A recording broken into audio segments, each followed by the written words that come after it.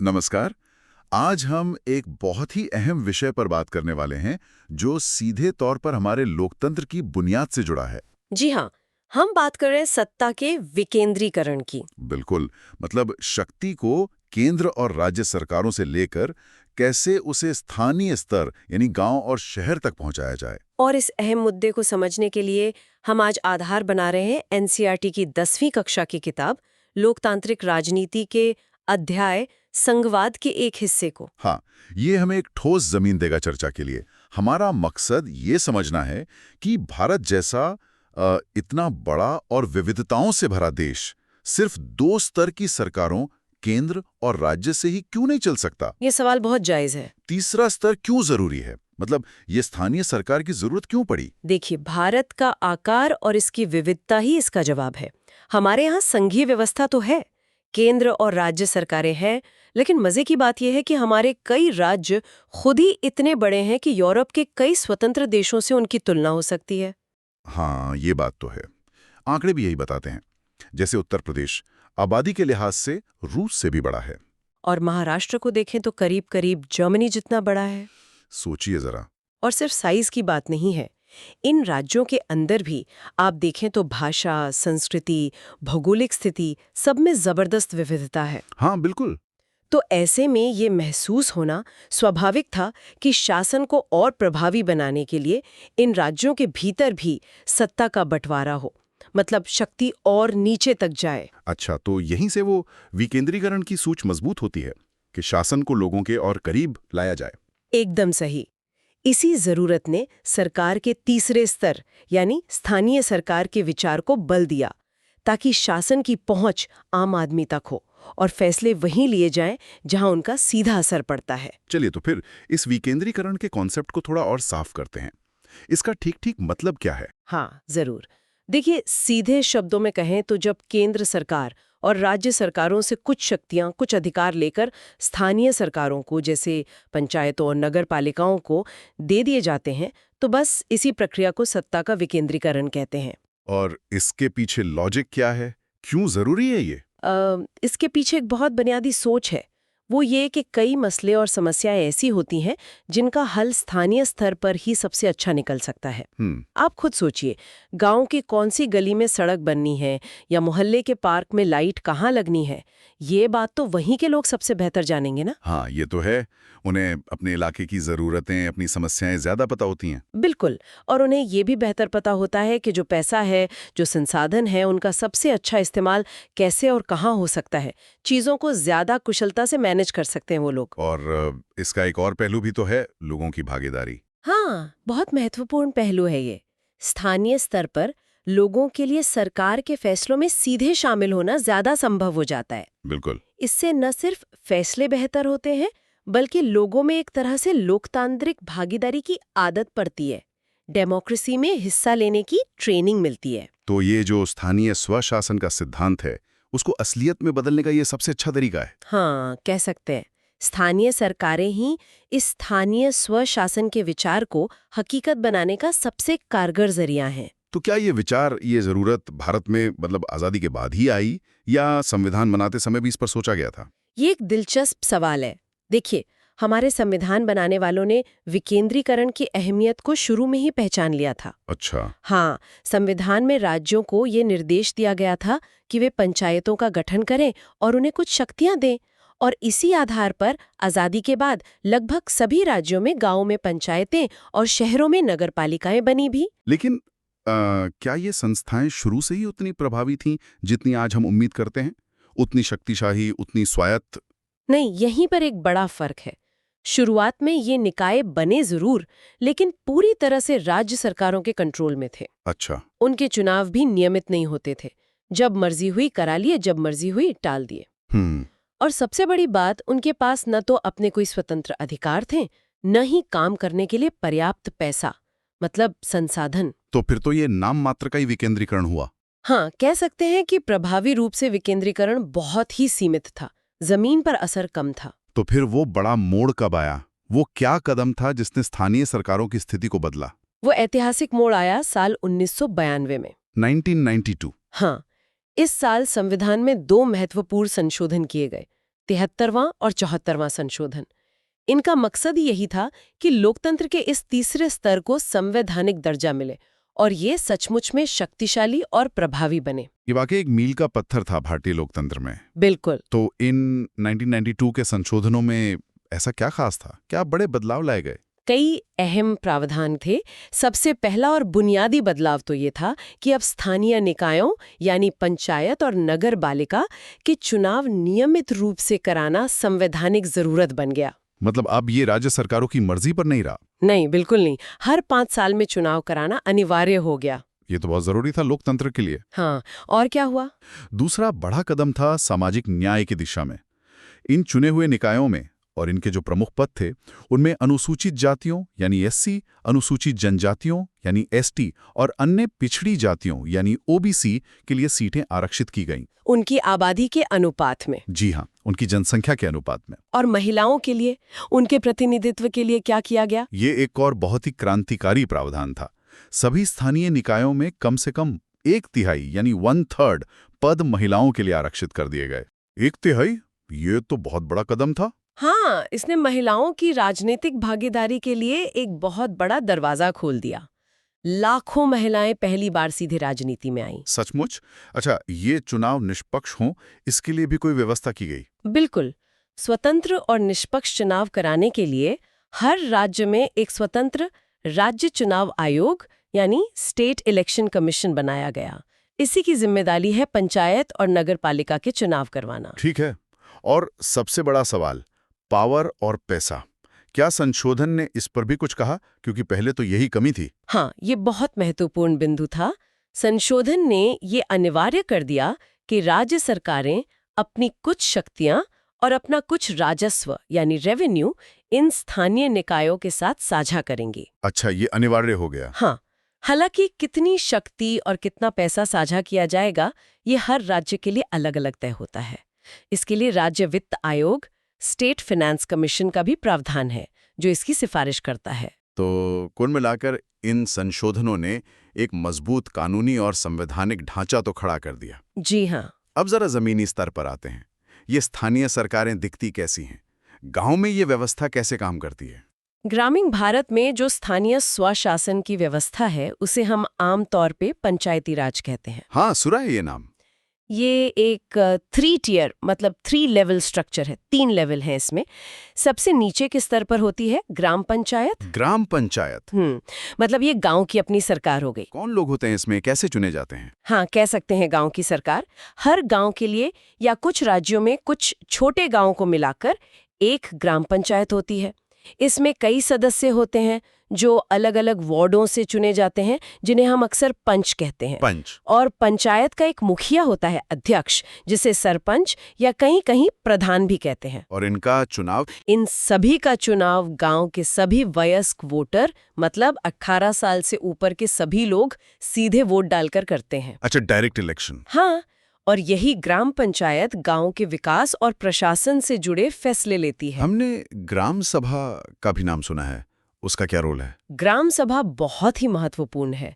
ये असल में गांव के सभी वोटरों की सभा है। सभी वोटर? हाँ, गांव का हर व्यक्ति जो वोट डाल सकता है वो ग्राम सभा का सदस्य है। ग्राम पंचायत जो भी काम करती है वो ग्राम सभा की देखरेख में करती है। तो ग्राम सभा एक तरह से पंचायत पर नजर रखती है? बिल्कुल। साल में कम से कम 2 या 3 बार ग्राम सभा की बैठक बुलानी जरूरी होती है।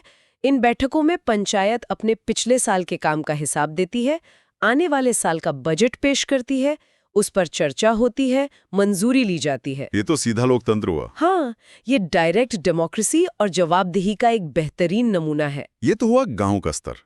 आपने कहा था 3 स्तर हैं, बाकी 2 कौन से? हाँ, ग्राम पंचायत के ऊपर दूसरा स्तर आता है पंचायत समिति का। इसे कुछ राज्यों में ब्लॉक या मंडल पंचायत भी कहते हैं। ब्लॉक लेवल पर। हाँ, एक इलाके की कई ग्राम पंचायतों को मिलाकर एक पंचायत समिति बनती है। इसके सदस्यों का चुनाव आमतौर पर उन ग्राम पंचायतों के चुने हुए सदस्य यानी पंच और सरपंच मिलकर करते हैं। अच्छा। ये एक तरह से ग्राम पंचायतों और जिले के बीच की कड़ी का काम करती है। सबसे ऊपर तीसरा स्तर?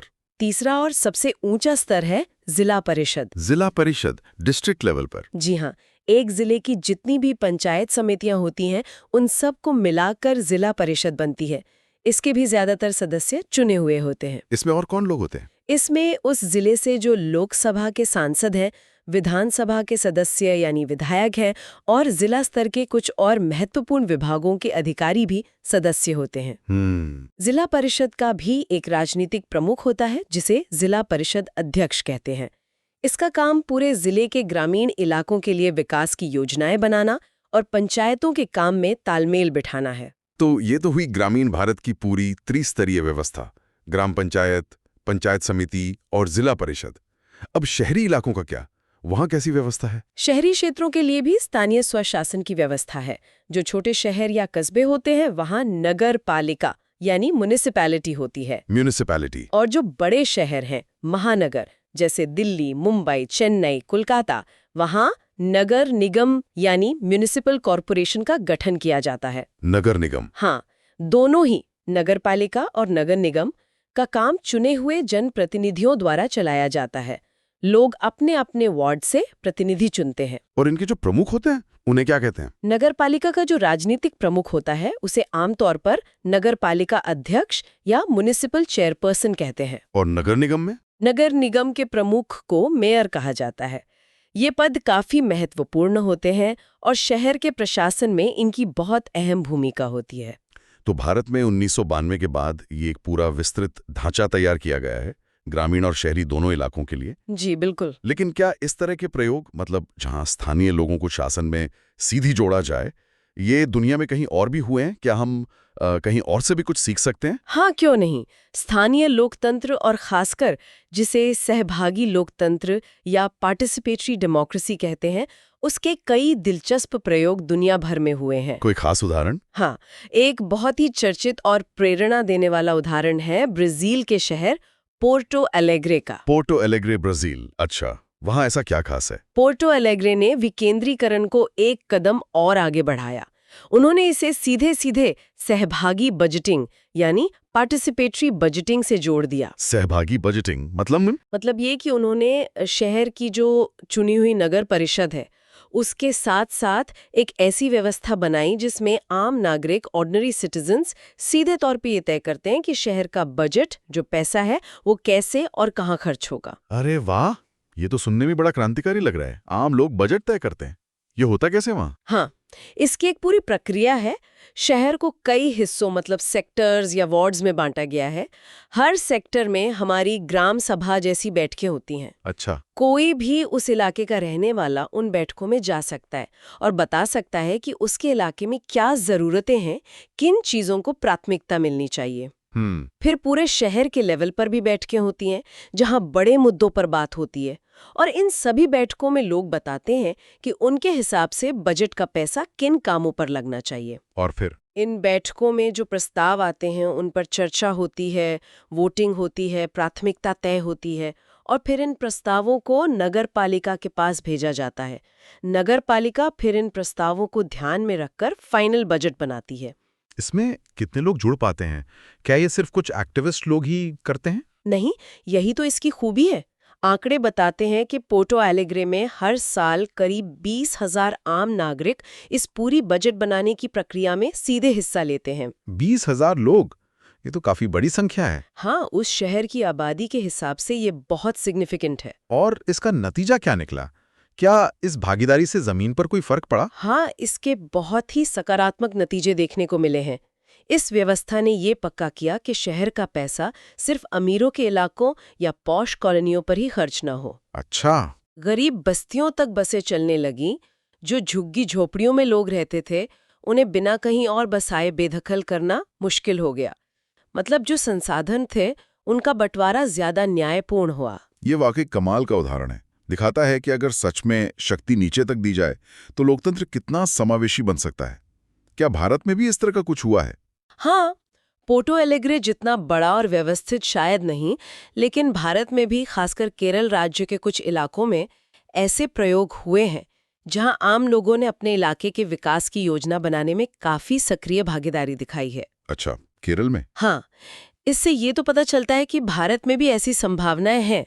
जरूरत इच्छा शक्ति और सही माहौल बनाने की है। तो अब अगर हम वापस भारत की व्यवस्था पर लौटें और उसका एक तरह से मूल्यांकन करें, तो 1992 से लेकर अब तक का सफर कैसा रहा है? क्या उपलब्धियां रही हैं और क्या चुनौतियां अभी भी बाकी हैं? देखिए, सबसे पहले तो ये मानना होगा कि भारत में स्थानीय सरकारों की ये जो पूरी व्यवस्था है, ये दुनिया में लोकतंत्र का सबसे बड़ा प्रयोग है, मतलब स्केल के हिसाब से। सबसे बड़ा प्रयोग। हाँ, आज की तारीख में पंचायतों और नगर पालिकाओं वगैरह में मिलाकर करीब 36 लाख चुने हुए प्रतिनिधि हैं। 36 लाख? हाँ, 36 लाख। ये संख्या दुनिया के कई छोटे देशों की कुल आबादी से भी ज्यादा है। ये आंकड़ा तो अपने आप में ही बहुत कुछ कहता है। बिल्कुल। और स्थानीय सरकारों को ये जो संवैधानिक दर्जा मिला, उसने भारत में लोकतंत्र की जड़ों को और गहरा किया है। सत्ता का जो ढांचा है वो ज्यादा फैला है, ज्यादा लोगों तक पहुंचा है। और महिलाओं की भागीदारी, उसका जिक्र हमने पहले भी किया था। हाँ, वो एक बहुत बड़ी उपलब्धि है। महिलाओं के लिए जो आरक्षण किया गया, उससे उनकी आवाज और उनका प्रतिनिधित्व राजनीति में अभूतपूर्व तरीके से बढ़ा है। लाखों महिलाएं आज पंचायतों और नगर पालिकाओं में नेतृत्व कर रही हैं। ये तो हुई पॉजिटिव बातें, उपलब्धियां। लेकिन सिक्के का दूसरा पहलू भी देखना होगा। क्या सब कुछ वैसा ही चल रहा है जैसा सोचा गया था, या कुछ गंभीर मुश्किलें भी हैं? मुश्किलें हैं, और वे काफी गंभीर है, इसमें कोई शक नहीं है। जैसे कि? पहली बात तो ये कि जहां चुनाव तो अब नियमित रूप से होते हैं और काफी उत्साह से भी होते हैं, हाँ, चुनाव तो होते हैं, लेकिन जो ग्राम सभा जैसी महत्वपूर्ण संस्था है, उसकी बैठकें अक्सर नियमित रूप से नहीं होती, या होती भी हैं तो उनमें लोगों की भागीदारी बहुत कम रहती है। खाना पूर्ति जैसी हो जाती है कई बार। तो फिर वो जवाबदेही वाला पहलू कमजोर पड़ जाता है। बिल्कुल। जब लोग सवाल ही नहीं पूछेंगे, हिसाब ही नहीं मांगेंगे, तो जवाबदेही कैसे तय होगी? और वो जो शक्तियों और संसाधनों के हस्तांतरण की बात थी, जिसका जिक्र 1992 के संशोधन में था, उसका क्या हाल है? यहीं पर सबसे बड़ी और शायद सबसे बुनियादी चुनौती है। संविधान में तो लिख दिया गया, लेकिन हकीकत ये है कि ज्यादातर राज्य सरकारों ने स्थानीय सरकारों को पर्याप्त शक्तियों और अधिकार सौंपे ही नहीं हैं। अच्छा, अभी भी नहीं? हाँ, अभी भी कई महत्वपूर्ण मामलों में ये स्थानीय निकाय पूरी तरह से राज्य सरकार पर निर्भर हैं। उनके पास खुद फैसला लेने की शक्ति बहुत सीमित है। और पैसे का क्या? वित्तीय स्थिति कैसी है इनकी? क्या अपना काम करने के लिए इनके पास पर्याप्त फंड्स होते हैं? ये दूसरी बड़ी समस्या है। राज्य सरकारों ने न सिर्फ शक्तियां रोक रखी हैं, बल्कि पर्याप्त वित्तीय संसाधन भी नीचे तक नहीं दिए हैं। ज्यादातर पंचायतें और नगर पालिकाएं आज भी पैसे के लिए राज्य और केंद्र सरकार से मिलने वाले अनुदान, मतलब ग्रांट्स पर बुरी तरह निर्भर है। तो फिर स्वायत्तता कैसे आएगी? वही तो बात है। इससे उनकी स्वायत्तता बहुत सीमित हो जाती है। वे अपनी जरूरतों के हिसाब से योजना बनाने और उन्हें लागू करने में उतने सक्षम नहीं हो पाते जितना होना चाहिए। तो इसका मतलब ये हुआ कि संवैधानिक दर्जा मिल गया, चुनाव नियमित हो रहे हैं, लाखों प्रतिनिधि भी चुन लिए गए, लेकिन वो जो स्थानीय स्वशासन का एक आदर्श था, उससे हम अभी भी काफी दूर हैं। हाँ, ये कहना गलत नहीं होगा। ढांचा खड़ा हो गया है, वो अपनी जगह है, चुनाव भी हो रहे हैं, लेकिन जो असली शक्ति है, जो संसाधन है, वो अभी भी पूरी तरह से नीचे तक नहीं पहुंचे हैं। वो प्रभावी स्वशासन का सपना अभी भी कह सकते हैं अधूरा है। तो आज की हमारी इस पूरी चर्चा का अगर सार निकालें तो यही है कि भारत ने विकेंद्रीकरण की दिशा में 1992 में एक बहुत बड़ा, एक ऐतिहासिक कदम उठाया। हाँ, जिसने स्थानीय सरकारों का एक विस्तृत ढांचा तैयार किया और लाखों लोगों को, खासकर महिलाओं को, राजनीति में सक्रिय भूमिका निभाने का मौका दिया। बिल्कुल, लेकिन साथ ही हमने ये भी समझा कि सिर्फ ढांचा बना देना काफी नहीं है।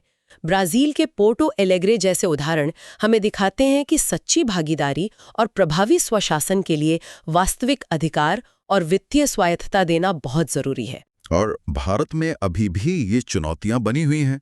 शक्तियों और संसाधनों का पूरा हस्तांतरण न होना और ग्राम सभा जैसी संस्थाओं का उतना सक्रिय न हो पाना। हाँ, ये मुख्य बाधाएं हैं। तो ये चर्चा हमें कुछ अहम सवालों के साथ छोड़ जाती है, जैसे इस स्थानीय लोकतंत्र को सिर्फ नाम का नहीं बल्कि काम का कैसे बनाया जाए। जमीनी स्तर पर इसे और असरदार बनाने के लिए क्या किया जा सकता है? बिल्कुल, ये सोचने वाली बात है कि नागरिकों की भागीदारी सिर्फ वोट डालने तक ही क्यों सीमित रहे।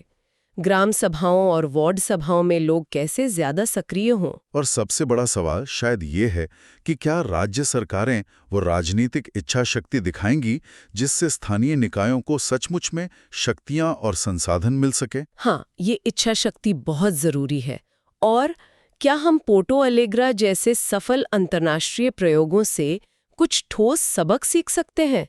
क्या उनसे प्रेरणा लेकर हम अपनी स्थानीय शासन व्यवस्था को बेहतर बना सकते हैं? ये वो सवाल हैं जिन पर लगातार सोचने और काम करने की जरूरत है। और ये भी याद रखना होगा कि स्थानीय स्वशासन की सफलता सिर्फ सरकार की जिम्मेदारी नहीं है। इसमें नागरिकों की जागरूकता और उनकी सक्रिय भागीदारी भी उतनी ही मायने रखती है। हमारी आज की ये पूरी बातचीत एनसीईआरटी की पाठ्यपुस्तक के संबंधित हिस्से पर आधारित थी। हमारा प्रयास था कि इस जटिल विषय को एक स्पष्ट और आसान तरीके से आप तक पहुंचाया जाए।